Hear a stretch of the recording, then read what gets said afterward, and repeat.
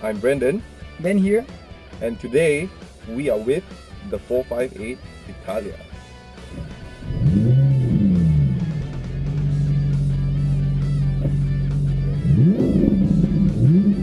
Sorry, I had to do that because it is the 458 Italia after all. It'd be a waste not to rev it.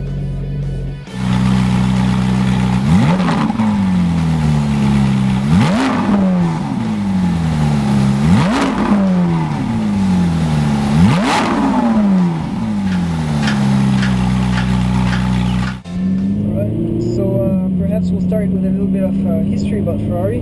Yeah, because everybody doesn't know a thing about Ferrari, right? Everyone knows that they just build very, very fast cars that are usually red, but where do they come from? Exactly. Yeah. And they come from Italy. Everyone knows yes. that. But not much else, isn't it? Okay, so Ben, what about Ferrari do you know? It all started in 1921 when Enzo started the Scuderia Ferrari. Now, Scuderia in Italian, as you're fluent, you should know. Exactly.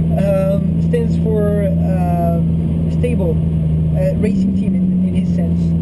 As all he wanted to do was race, like a lot of us.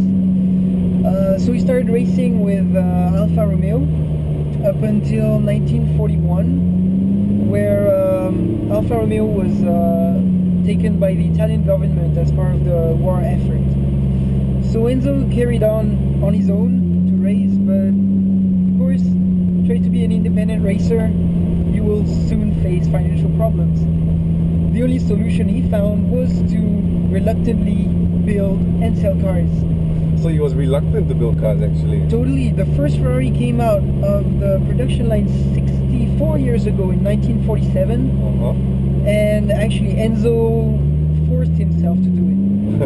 He just wanted to keep on racing and it's funny that he's forced himself to do it, but these days people are forcing Ferraris to make more and more cars, isn't it? Yeah, and to make cars even more even better than before. Even better, more race oriented than before. With each successive generation, right? Yeah. So here we have Ferrari's latest V8 offering. So it is the successor of the 430, that's right, the 430. First produced in 2010. Yep. Was first in Singapore in 2010. So now we're aware that this is not a new car, but hey, it's the 458. It's always worth a review, right? So here's some basic statistics on the car. The Ferrari has basically gone along with its tradition of naming its cars according to its engine. So 458, 45 means the car has a displacement of 4.5 liters, and the 8 basically means that it is a V8. Exactly. Now you see I'm trying to engage the reverse gear, it just kind of doesn't want to go in reverse. Alright. So a host of new technologies. This is obviously a brand new engine, 570 horsepower with 540 Newton meters of torque, and for the first time ever in a V8 engine from Ferrari, there is direct fuel injection, which kind of causes the bump in horsepower. For the first time, it's also a Ferrari that hasn't been offered with Ferrari's traditional gated manual. So with this car, what you get is a Getrag 7-speed dual clutch transmission. That's basically what it is. It's losing a bit of the pure racing heritage. Exactly. I mean, even as we do get into the car, we can already feel like this car. It's nice. It's so nice. It feels so well put together that it doesn't quite feel like a Ferrari. You know, you usually get that sense of occasion where, you know, something's about to go wrong with Ferraris usually, but with this one you don't. You know, you just get the feeling that everything is beautifully put together. The stitching is beautiful. It almost doesn't feel Italian inside. Sad to say. Must to say. Yeah. It might feel slightly German. It does in the build quality. Nice and strong. Yeah. I guess we move on with the times, right? Alright, so Benjamin and Brendan has already talked about the car, and now it's my turn to take the car out for a drive and see what's up. So, engine start button on the steering wheel.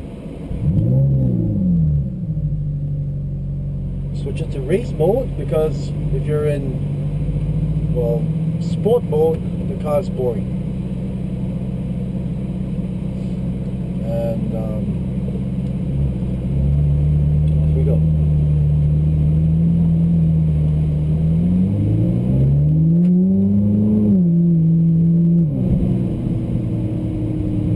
Now the Ferrari 458 Italia, it's a very light car. It's 1.485 kilograms, so about 1.45 tons. Lots of carbon fiber bits and pieces on the steering wheel, and which adds on to the whole race feel what Ferrari represents. And if you remember, Ferrari represents nothing more than high performance race cars. Now this 458 Italia comes with carbon ceramic brakes, and that will allow you to go lap after lap after lap on track without having to worry about brake fade or overheating. They are also a lot lighter than your normal stainless steel variants. However, if you drive these on the road on a day-to-day basis, you have to be a little bit more cautious because they don't brake that well when they're cold.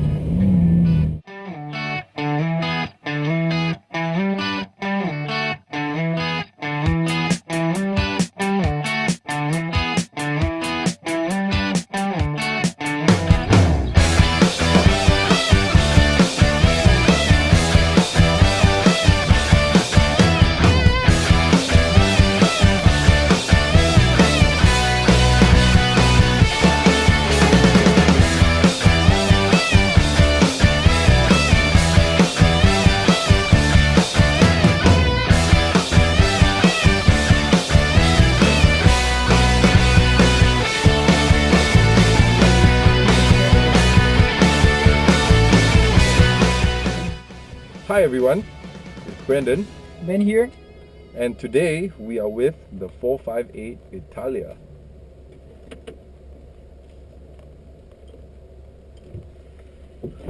It's not starting. I press the brake and it doesn't start. Okay, that's why. Brendan. Okay. Okay, Let's ready? start now. Okay, now it should start. Yeah. Okay.